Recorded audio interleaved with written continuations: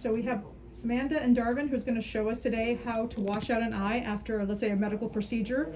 Let's say we have gel in the eye or the patient just had some type of procedure done.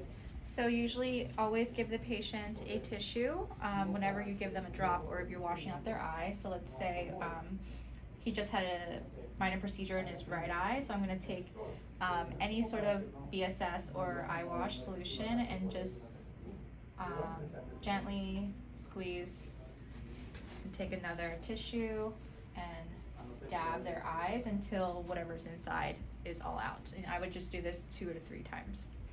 Great, wonderful. And then let's show them the patch. Okay, so after the eye is clean, I take 2 eye patches, sterile. You're going to put them on top of each other like this. Can you move your mask down just a little bit?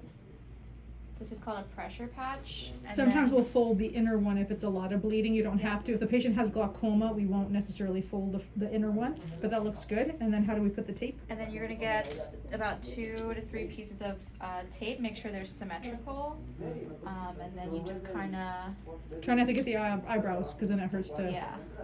Try not to get the eyebrows. Or the eyelashes. And then usually we'll go from the center of the forehead down to the cheek. Like that. Not bad. Okay. Okay. Great. Okay. And then that's it. And then let me just show them a couple other things. Sometimes we'll put contact lenses in the patient's eye. The technician will wash their hands first, and then we'll put on the contact lenses. So thoroughly wash your hands before any minor procedure. Usually we do this for IPLs, probing procedures. Wash your hands. I usually take my gloves off, obviously, and then they should always be in here, and then you remove it, put it in the patient's eye, and then always remind the doctor to remove it after the procedure is done so they don't go home with it on. Perfect. Wonderful. And then the last thing is we do a lot of probe and irrigation here for canalicular issues or punctal issues. So we love using this one, which is a super small cannula, which is basically the 30 gauge.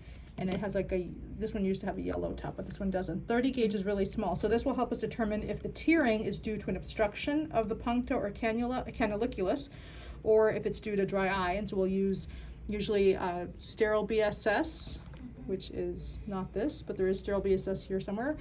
We take off the needle here, attach it to the cannula, and have it ready for the surgeon. And we also use a drop of 5% betadine for before any procedure, usually just to prevent an infection. Okay, thank you guys very much. Thank you.